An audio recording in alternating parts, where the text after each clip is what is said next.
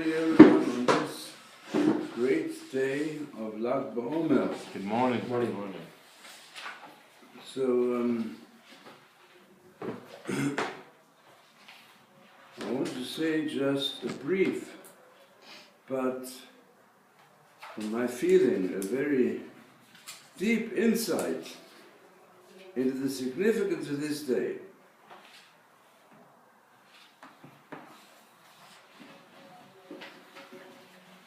It is well known amongst all scholars of the halakha specifically that one of the greatest developers of the halakha in Europe 200 years ago was the Khatam Sofer, who amongst others found the celebrations at Meron on Ba-Omer not in accordance with halakha.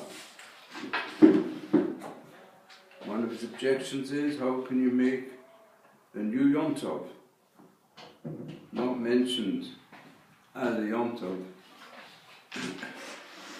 in even the early Gaonim and Rishonim? Secondly, one of his objections was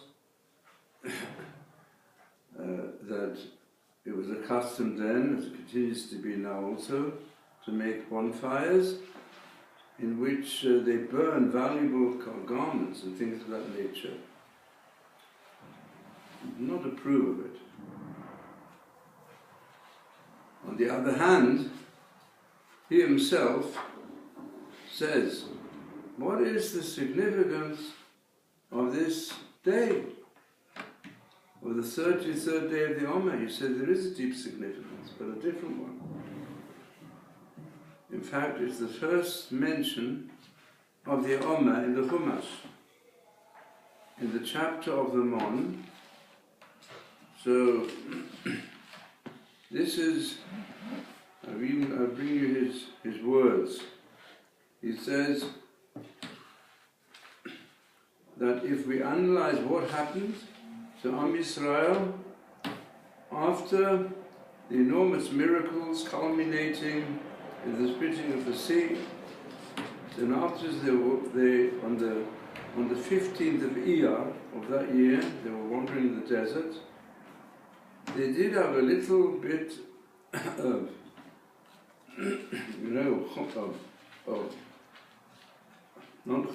of matzah bread left in their vessels, which they took with them from Egypt, as it says in Shemot chapter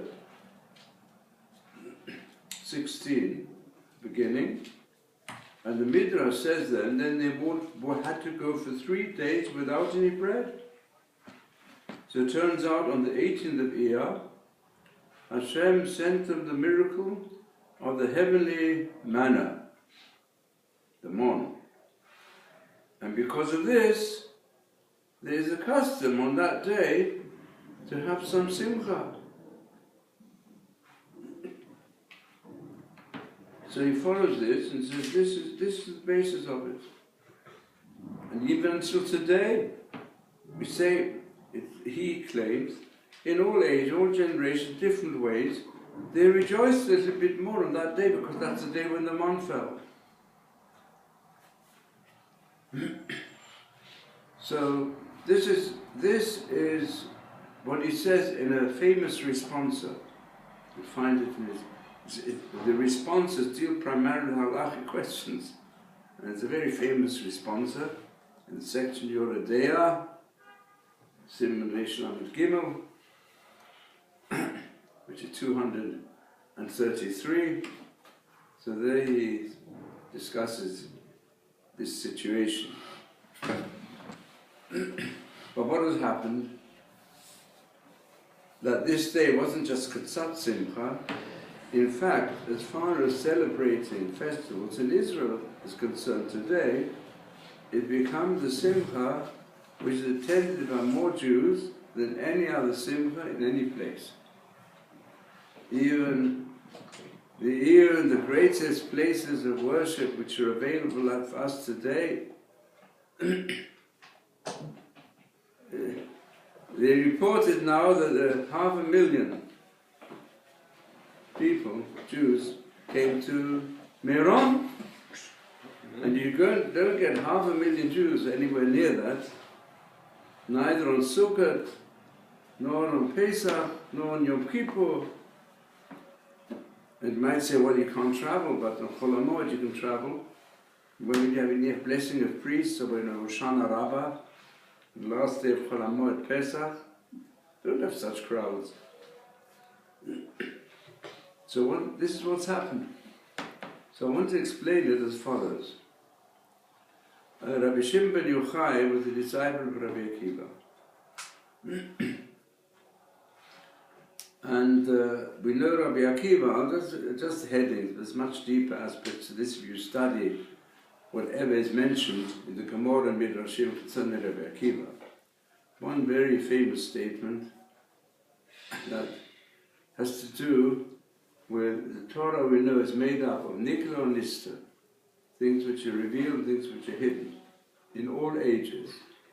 Prophecy and how it appeared to different prophets, they all belong to the prophetic tradition, was all Nista, hidden. Even Moshe Rabbeinu, the things described in the Chumash, concerning how Hashem spoke with him, revealed himself to him in different ways, it's all part of Pardes. It's called Pardes, the paradise in the Gemara. And the Gemara says that Pardes, for example, if you look in the Tractate Chagiga, the Mishnah says, Maaseh Bereshit, Maaseh Merkavah, how it's explained in the Gemara, which deal with the mystical aspect, the mysteries of creation, and the mysteries of the divine chariot mentioned and described in the first chapter of Yechezkel and other places amongst the prophets. These are things which belong to Pardes, hidden mysteries. And in the time of Rabbi Akiva, there were 4 great leaders, the greatest scholars of the time, who tried to enter these deeper, hidden mysteries. And it says also, we've got to understand, that the tradition was that all these matters were kept secret. In other words, it was not to be revealed in public. You were not allowed to give a drasha concerning the hidden aspects of the Torah, neither Maaseh Bereshit nor Maaseh Merkavah. And it can only be taught to people who understand more deeply. It's got to do also with the names of Hashem. It's all described in the Gemara, hinted at. But it's to be kept in a language also that should not be understood by others, and things were not written down. It was also like at that time also, that the majority of traditions, even halachically, had to be learned by heart and were not recorded, not in the earlier periods of the Tanaim. Anyway, these 4 who went in, one became a heretic, one became insane, and one died young. And the only one who survived went in peace and came out in peace with Rabbi Akiva. So, we know Rabbi Akiva as a halachic authority also took part in even the political battles that took place at that time in different ways. He regarded Bar Kokhba as the Mashiach. So there are many aspects to Rabbi Akiva's fantastic personality, hidden and revealed. And his disciple was Rabbi Shimon ben Yochai. Rabbi Shimon, who's mentioned in the Gemara hundreds of times, was a great halachic expert, and we also know that he was one who Dashin B'Tam Dikra, he always tried to understand the reasons for mitzvot in the Midrashim, in the Gemara. And also we know the episode that he was hidden in a cave and so on. He taught Torah in public, B'Mesirat Nefesh. He disagreed with Rabbi Ishmael as to what should be the ideal of the Jew. Should he just learn, dedicate himself to spiritual matters, of course doing loving kindness also, obviously. But should his main effort be to fill his deeper soul with as much understanding of Torah, which is really the wisdom of Hashem, as possible. But he insists also that in order to do this, a person's got to also learn and go deeply into the inner aspects and also the external details of observance of every aspect of halakha. So there are many statements concerning him, and he clearly was a person who followed also the way of Rabbi Akiva. In other words, he became one of the greatest experts of his time, being the next generation, just like Rabbi Akiva was in his time, both of the Nigla and the Nista. Well, the Nista was kept hidden. And the sages say like this, Lo nitna Torah ela le'ochre hamon. The Torah is only given to those whose lifestyle is like those who ate the mon. Those who ate the mon, they had complete trust in Hashem. In fact, their food only came from Hashem. When they were wandering in the desert, Yisrael, they didn't live on the basis of lechem min haaretz, they lived on lechem min hashamayim. Now, how can you say that in the later generations the Torah is only given to Ochle Aman, which is a statement made in the Midrashim, also in some places in the Gemara, it's hinted. So what does it refer to? It refers to those who put their complete trust in Hashem, but they live on such a level that they're tied up with Hashem. They live on the level which was the halakha. You'll find it later on in the Gemara, in Brochus. There's a dispute between him and Rabbi Ishmael, and he says the right way is for people to go and study Torah non-stop, fulfill the Torah also non-stop, but when it comes to sustenance, not to spend time on it, but to trust in Hashem. If you've got enough for today, that's enough. And you'll see, if you follow that path on the highest level, Am Yisrael will be given enough. The Gemara concludes that in this matter, the halacha is not like Shimon Yochai, except for individuals. But as far as the wider public of the Jewish people is concerned, we have to follow the way of Ishmael to combine the Torah with learning with earning. But if you're on that high level, this is reflected in the Chumash, because the Chumash already says, with regard to the elite, the highest level of the Leviim, the Kohanim, Hashem says, Ani chelkecha, don't worry, you are the chel of Hashem, you belong to the highest level of those who dedicate themselves to Hashem. And that is the level which is hinted at to be the level towards which the Kohen and the Leviim should strive, to reach that level. And the Rambam himself, who in his halachic crystallization of all the rules of the Torah, he was one also who delved himself also to some extent in the Pardes, and he describes it also in different ways. So, nevertheless, he says that any human being who dedicates himself entirely to Hashem and feels non-stop that Hashem is the source of everything, and he dedicates himself, he becomes the Holy of Holies, and Hashem will provide for him. Because the concept of divine providence, which the Ram develops a lot, especially in his Guide for the Perplexed, and which is shown also by this aspect, is that if a person follows more the way of nature, and he does rely upon Hashem, but when Hashem will help in the way of nature, and that's how he conducts his life, then Hashem will also look after him in the way of nature. But if a person puts his trust in Hashem at the highest level, then Hashem gives him personal providence on a far higher level, even some to a supernatural level. And that's what has happened throughout the generations. It happened even with the Rambam himself, it happened with others, that they were able to have such divine help that they could reach a very high level, and in different ways, Hashem provided for them, sometimes also through human agencies, but in a way that came upon them without them doing ishtadlut, without them putting their great effort in. Just like by the mon, if a person wanted more than his portion, it went rotten. Yep. And anyone who felt more hungry, he was given more. Everyone was given what he actually needed for the day, but not for tomorrow. The person says, I'm going to get extra ones I'll have for tomorrow, then it rots it. And it came with it. That's a high madrega. And we don't expect a person to live on that level, generally speaking. But those who worked on themselves on the highest level, that's what happened to them. Hashem helped them.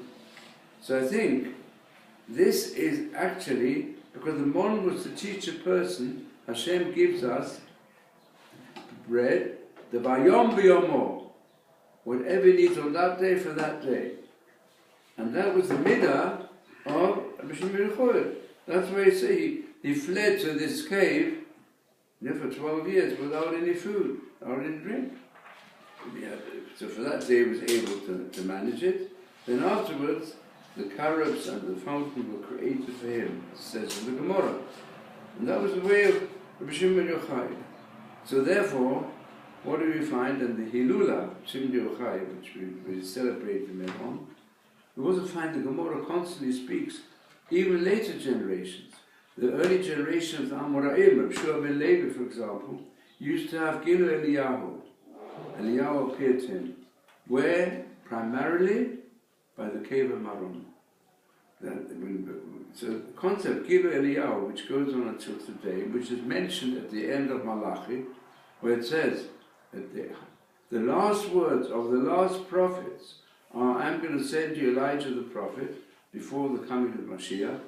So the commentators, the classical commentators say there, this explains why Elijah appeared to the greatest Chachamim of the later generations to go and give them understanding of what might happen. They're given also Chacham Adif Minavi. They're given a certain element of Nevuah.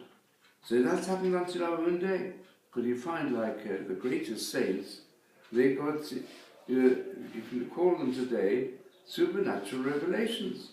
I mean, and frequently they even term it like Elijah appeared to them. The Chofetz Chaim, who foresaw the Holocaust and spoke about it. And I know even, say, the Reb Eli Lopian, who was a Bar Musa. He was opposed to any stories concerning Gedolim, or himself, but the children, they write even the introduction, he had Gilu Eliyahu. When he went to see the Beit Yisrael, when he came to Eretz Yisrael, I was privileged to sit at his feet. When he came to Eretz Yisrael, when he was quite some younger, and he went to see the Beit Yisrael. That's the ancestor of the present Ger Rebbe. Yeah. So the Ger Rebbe, when he came in, it was just like a koiler, a young man. He came to see him. So he stood up in front of him. So the Hasidim afterwards, the closest Hasidim asked, why did the old Ger Rebbe stand in front of this young lad? So he said, well, I know that Eliyahu Navi appeared to him. And there's a whole story about that, what happened, how the life of his family was saved because he had a certain appearance. In other words, we find that the Torah on its highest level is given to those who put their trust in Hashem. So therefore, we can understand what's happening. We understand that this, because the truth is, the inner inspiration, if you want to even connect it with the last prophecy, with the last prophet, this is part of it. The Shimon ben Yochai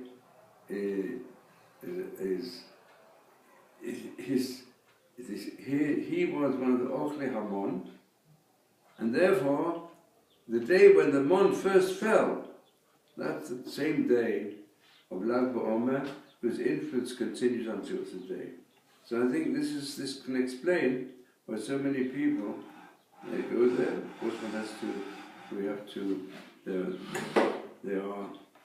at the same time, we have to take notice of the poskim who say, it's just have to, even, it's quite clear that Mishim, halachically speaking, would insist, like many people have said, many of the poskim say, instead of spending so much money on burning up even valuable clothing.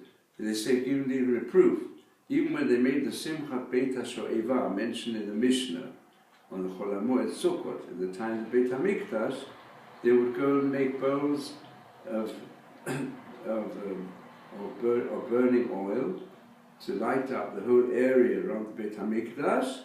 And what did they use as wicks? They used the worn-out clothes of the Kohanim. They would not use anything that could be used for garments, because of Baal Tashri, to destroy things. So they say, many possibly would say, instead of spending so much money on making huge celebration with food and drink and everything in Meron, rather give money to the poor. There's so many poor people who don't have food. Got to give to them. And therefore they say, how can you overspend in such a manner? So these are, there are still halachic parameters until today, and even the poskim of today, even though they recognize the value, and certainly some of them have been in recent times, like Rabbi Yashiv, Shlomo Zalman Auerbach, the great poskim of recent times, who are also in a hidden way great masters of Kabbalah. Shlomo Zalman used to learn Sifrei Kabbalah in secret, that's become known. Rabbi Yashiv, people who don't know, but Rabbi Yashiv was the favorite grandson who taught everything of the Leshem. The Leshem was the greatest Kabbalist in the derech of Rav Vilna Gaon of his time. Was Leshem Shvach Lama. And in Rabbi Yashiv's modest apartment, which I visited frequently, the only photo that was up was his grandfather. His father was a rabbi, a killer. His grandfather, the Leshem, well, he had a picture because he took him as, even when he was young, he adopted him as his major disciple. But Rabbi Yashiv, you would not hear a word from him at any time, Kabbalah. But I'm sure he was one of the greatest of our time. His brachot also on the highest level. But they hid it, which is really the derech. The Vilna Gaon, everyone knows, was the greatest halachist of his time. He was also one of the greatest Mekubalim. It speaks also about revelations from Eliyahu. So anyway, we see therefore the Khatam Sofer, it leads us back to eating the mon, which is the root of recognizing that even Hamotzi Lechem min haaretz is also Motzi Lechem min hashamayim. So just this, and I think this is what's happening here in Eretz Israel, which explains what's happening, and also gives an understanding, because we live in an age when people of many different levels, also some of the greatest thinkers and the greatest scientists in the world, they're beginning to recognize that the world of physical fact is based upon a spiritual source. And that's one of the major teachings of the whole of the Tanakh and the whole of the Jewish people, which you have to try to apply, and this, even in a practical sense. In other words, it would be recognized that Israel contains the true secret of the survival of mankind through the survival of the divine image. Unfortunately, when that it becomes strong and intensive, but Hashem gives freedom of choice. So therefore the power of evil, externalism, pursuit of pleasure and materialism, the pursuit of power, comes in such a terrible manner. This is part of the balance of forces, where we've got to try to introduce our intensity of preserving the way of the Torah at its deepest level, and getting Am Yisrael to recognize that's the essence of our nation, and the way in which, Mitzvah Hashem, we can bring the transformation of the human race from one governed by greed, by the pursuit of power and pleasure, and instead, Hashem, that the whole of this globe will be filled with the knowledge of Hashem, just like the sea covers the seabed. Amen.